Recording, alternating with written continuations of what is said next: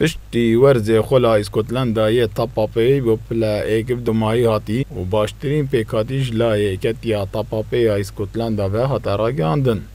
و کره باجر دو که دهت هل بجارتن دناو باشترین پیکاتی خلا اسکتلندا دا یه سال 2020 پشتی آسک نایب دگل یانه اخو الگن پیشکشگیری دخلا اسکتلندا دا. رابین عمر کره باجر دو که و یه رگز هلندی شیاد ورز افسالدا آستک نایب دگلیانه اخو الگن پیشکش بکد و هات اهل بجارتن بناف پیکاتی باشترین یاریگر خلا اسکتلندا دا. رابین عمر دگلیانه اخو الگن شیاب 23 یاریان انجام بدد و 5 گل تو مارکت نو 12 گل با حوالن خود درست کرینه.